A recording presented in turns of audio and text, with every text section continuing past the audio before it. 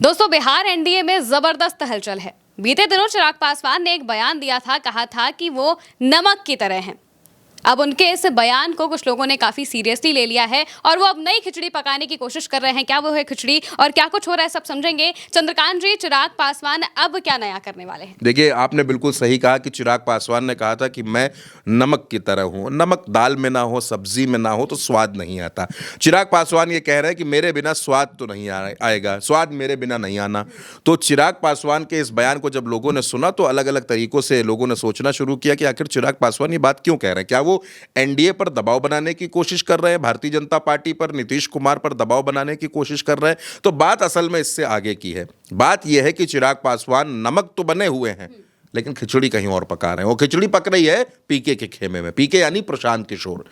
चर्चाएं बहुत तेज हैं कि प्रशांत किशोर और चिराग पासवान बिहार में कोई धमाका कर सकते हैं। आपको एक बात याद होगी कि चिराग पासवान प्रशांत किशोर की तारीफ करते रहे, उनको अपना दोस्त बताते रहे हैं। और प्रशांत किशोर ये कहते हैं कि चिराग पासवान अच्छे व्यक्ति हैं। वो जाति की राजनीति नहीं करते हैं, मुद्दों की राजनीति करते हैं, बिहार की राजनीति करते हैं, बहुत अच्छे व्यक्ति हैं वो। तो क्या चिराग पासवान और पीके के बीच में कुछ पक रहा है, कुछ नया चल रहा है? क्योंकि कहा यह जा रहा है कि प्रशांत किशोर जब से बिहार की राजनीति में सक्रिय हुए हैं तब से उन्होंने अच्छों की नींद उड़ा दी है। चाहे भारतीय जनता पार्टी हो, चाहे मांझी हो या फिर चाहे कांग्रेस हो, सबकी नींदें पीके ने उड़ा दी हैं। पिछले कुछ दिनों पहले मुझे याद आ रहा है कि एक सर्वे आया था, उसमें प्रशांत किशोर को मुख्यमंत्री के तौर पर 6% लोग पसंद कर रहे थे। लेकिन अभी एक जो सर्वे आया है उसमें तकरीबन 13% लोग प्रशांत किशोर को बतौर मुख्यमंत्री पसंद करने लगे हैं। तो ये आंकड़ा दूसरों को डराने के लिए काफ़ी है। बहुत इस आंकड़े पर बातचीत हो रही है। लेकिन कहा यह जा रहा है कि चिराग पासवान बिहार में भारतीय जनता पार्टी से 70 सीटें मांग रहे थे। 70 सीटें वो मांग रहे थे, बात नहीं बनी।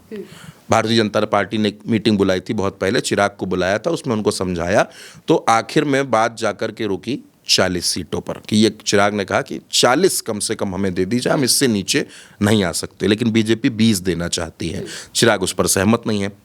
अरुण भारती चिराग के जीजा हैं, उनका ये कहना है कि 243 सीटों पर हमारी तैयारी है और बाकी एनडीए में जो मर्यादा में रहते हुए तय होगा वो हम भी करेंगे, उस फैसले को मानेंगे। लेकिन कहा यह जा रहा है कि चिराग अब 20 से 25 सीटों पर मानने वाले हैं नहीं। इसलिए उनको लग रहा है कि अगर प्रशांत किशोर के साथ गठबंधन हो जाए, क्योंकि देखिए हुजूम प्रशांत किशोर के पीछे भी चल रहा है, इससे कोई दो राय नहीं। आप तस्वीरें भी देखेंगे तो आपको दिखेगा कि प्रशांत किशोर के साथ हुजूम है। चिराग पासवान को भी ये दिख रहा है कि इनके साथ लोग हैं, और पीके को ये दिख रहा है कि चिराग के पास सीधे सीधे 5% वोट हैं, 5 सांसद हैं, मजबूत स्थिति में हैं। तो चिराग और प्रशांत किशोर एक नए तरीके का गठबंधन, आपको बता रहा हूं, बिल्कुल नए तरीके का। यानी एक गठबंधन तो एनडीए है जिसमें मोदी जी है, यानी भारतीय जनता पार्टी है, नीतीश है, उपेंद्र हैं, मांझी हैं, चिराग भी अभी उसी में है। दूसरा गठबंधन महागठबंधन है जिसमें तेजस्वी है, कांग्रेस है, वाम दल है। ये एक अलग मोर्चा बना हुआ है, सहनी है, मुकेश सहनी है। कहा जा रहा है कि चिराग के चाचा पशुपति पारस भी उस खेमे में जा सकते हैं। तो अगर तीसरा फ्रंट तैयार होता है, तीसरा मोर्चा तैयार होता है, प्रशांत किशोर, चिराग पासवान, दोनों चेहरे युवा, दोनों प्रोग्रेसिव, दोनों विकास की बात करने वाले, दोनों जात की राजनीति से दूर रहने वाले, दोनों बिहार फर्स्ट, बिहारी फर्स्ट पर बात करने वाले, तो ये बिहार की राजनीति में एक बहुत बड़ा चेंज हो सकता है अगर पीके और चिराग एक मंच पर आ जाते हैं, एक स्टेज पर आ जाते हैं। यही वो खिचड़ी है महिमा जिसकी चर्चा पूरे बिहार में चल रही है।